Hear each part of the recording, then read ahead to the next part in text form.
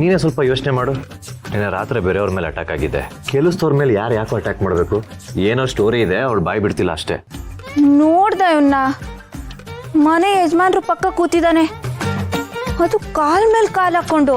Boss, ಅವಳನ್ನ ನೋಡಿದ್ರೆ ನಿಮ್ಗೆ ರಾಜಕುಮಾರಿ ಅನ್ಸುತ್ತಾ? ಒಟ್ನಲ್ಲಿ ನಿನಗೆ ನನ್ನ ಮಾತು ಮೇಲೆ ನಂಬಿಕೆ ಇಲ್ಲ. ಮೇಡಮ್ ಏನಾದ್ರೂ ಈ ರೀತಿ ನೋಡಿದ್ರೆ ಪಕ್ಕ ಇವನನ್ನ ಕೆಲ್ಸದಿಂದ ಕಿತ್ತಾಕ್ತಾರೆ.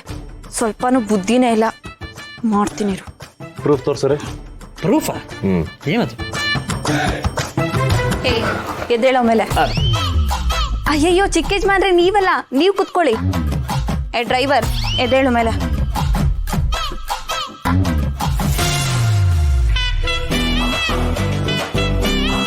ಏಯ್, ನಾನು ನಿಂಗೆ ಹೇಳ್ಕೊಟ್ಟಿರೋದೇನು?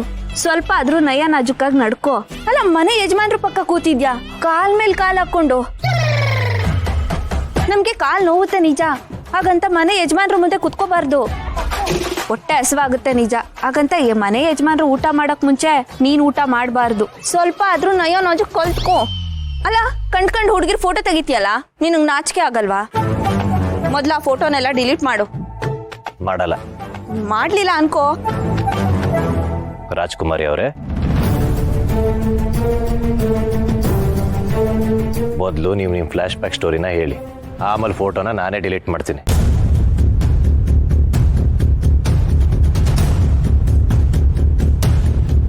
ಏನು ಬ್ಲ್ಯಾಕ್ ಮೇಲ್ ಮಾಡ್ತಿದ್ಯಾ? ಬ್ಲ್ಯಾಕ್ ಮೇಲೋ ಬ್ಲೂ ಮೇಲೋ ಅದೆಲ್ಲ ನನಗೆ ಗೊತ್ತಿಲ್ಲ. ನೀವು ನಿಮ್ಮ ಸ್ಟೋರಿ ಹೇಳೋದ್ಮೇಲೆ ಫೋಟೋ ಡಿಲೀಟ್ ಮಾಡೋದು.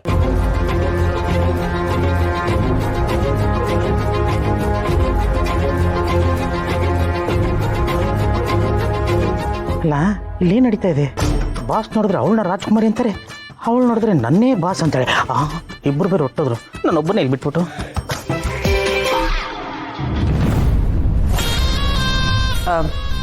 I'll call you back. Yeah.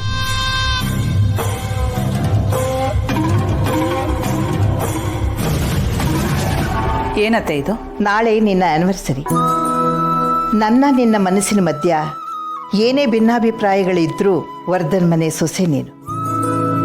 ಅದಕ್ಕೆ ನಾನೇ ನಿನಗೆ ಸೀರೆ ಒಡವೆಗಳು ತಂದಿದ್ದೀನಿ. ಕೊಡು ಚಂದ್ರಿಕಾ.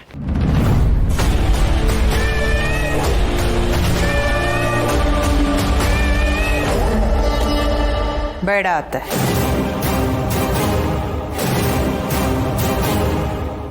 ರಮಾ, ನಾನು ತಂದಿದ್ದನ್ನು ಕೊಡೋದಕ್ಕೆ ಬಂದರೆ ಬೇಡ ಅನ್ನುವಷ್ಟು ಧೈರ್ಯನಾ ನಿನಗೆ? ನೀವೇ ನಿಮ್ಮ ಕೈಯಾರೆ ಕೊಟ್ಟಿದ್ದಿದ್ರೆ ಖಂಡಿತ ನಾನು ಬೇಡ ಅಂತಿರಲಿಲ್ಲ. ಆದರೆ ಯಾರ್ಯಾರ ಕೈಯಲ್ಲೋ ಕೊಡಿಸ್ತಾ ಇದ್ದೀರಲ್ಲ, ಅದು ನನಗಿಷ್ಟ ಇಲ್ಲ. ಬೇಡ.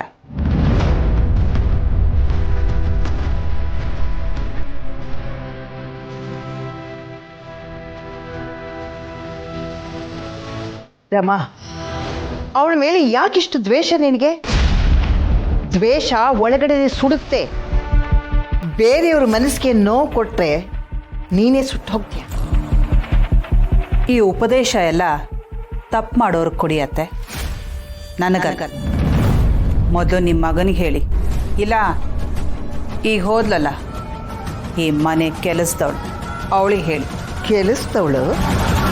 ನಿನಗೂ ಅವಳಿಗೂ ಅಂಥ ವ್ಯತ್ಯಾಸ ಏನೂ ಇಲ್ಲ.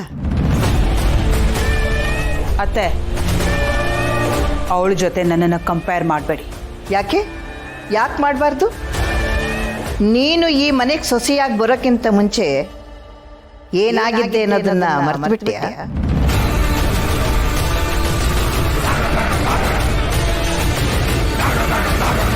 ಕಣ್ಣು ಕಾಣದೇ ಇರೋರು ಕುರುಡ್ರು, ಆದರೆ ತನ್ನ ಇತಿಹಾಸನೇ ಮರ್ತು ಬಿಡೋರು ದಡ್ರು. ನೆನಪಿರ್ಲಿ.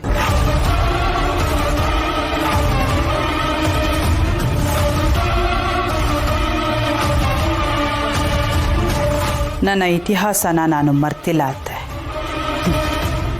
ಅದನ್ನು ಪೂರ್ತಿಯಾಗಿ ಸುಟ್ಟು ಹಾಕಿದ್ದೀನಿ. ಸುಟ್ಟು ಹಾಕಿರೋ ಸತ್ಯ ಮತ್ತೆ ಹುಟ್ಟು ಬರೋದಕ್ಕೆ ಸಾಧ್ಯನೇ ಇಲ್ಲ.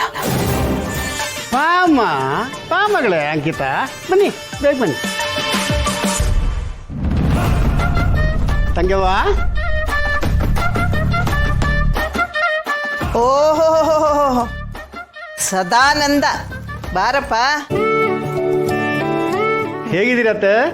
ನಾನು ಚೆನ್ನಾಗಿದ್ದೀನಿ, ನೀವೆಲ್ಲ ಹೇಗಿದ್ದೀರಾ? ನಾನು ಸೂಪರ್ ಆಗಿದ್ದೀನಿ, ಸದಾ ಆನಂದ. ತಂಗಿ ನೋಡಕ್ ಬಂದ್ಯಾ? ಇನ್ನೇನಕ್ಕೆ ಬರ್ತೀನತ್ತೆ? ಎಲ್ಲೂ ತಂಗಿ ಕಾಣ್ತಾ ಇಲ್ವಲ್ಲ? ನೀನ್ ಬಂದಿದ್ಯಾ ಅಂದ್ಮೇಲೆ ಬರ್ದೇ ಇರ್ತಾಳ.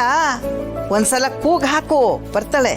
ತಂಗ್ಯವ್ವ, ತಂಗ್ಯವ್ವ.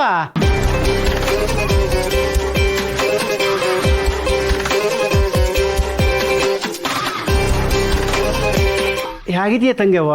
ಹಾಂ ಚೆನ್ನಾಗಿದ್ದೀನಿ. ಹಾಗಿತ್ತೆ ಈಗ ಹಾಗಾಗಿದೆಯಾ? ನೀನ್ ನೋಡಿದ್ರೆ ತುಂಬಾ ಖುಷಿ ಆಗುತ್ತಮ್ಮ.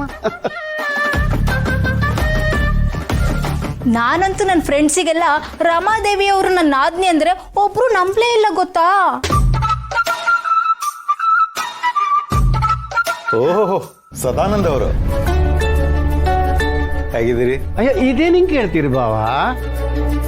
ನಿಮ್ಮದು ತಂಗೆ ಒಂದು ಆಶೀರ್ವಾದ ನನ್ನ ತಲೆ ಮೇಲೆ ಇರೋ ತನಕ ಸದಾ ಆನಂದವಾಗಿರ್ತಾನೆ ಅಲ್ವಾ ತಂಗ್ಯವ್ವ?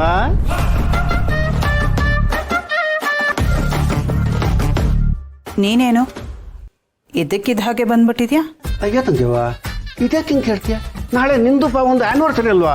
ಬಂದವರೆಲ್ಲರೂ ಅಣ್ಣ ಬಂದಿಲ್ವಾ, ಅಣ್ಣ ಬಂದಿಲ್ವಾ ಅಂತ ಕೇಳಿದ್ರೆ ಬೇಜಾರಾಗುತ್ತಲ್ಲ. ಅದಕ್ಕೆ ನನ್ನ ಮಗಳು ಹೆಂಡತಿನ ಕರ್ಕೊಂಡು ಸೀದಾ ಬಂದ್ಬಿಟ್ಟೆ. ಓಹೋ ಅಣ್ಣ, ಮನೆಗೆ ಯಾರೋ ಗೆಸ್ಟ್ ಬಂದಿದ್ದಾರೆ ಅನ್ಕೊಂಡೆ. ನೀನಾ?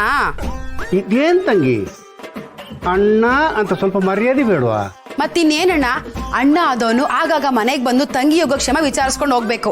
ನೀನ್ ಯಾವತ್ತಾದ್ರೂ ಬಂದು ನೋಡಿದ್ಯಾ? ಏನ್ ಮಾಡೋದಮ್ಮ, ಕೈ ತುಂಬಾ ಕೆಲಸ.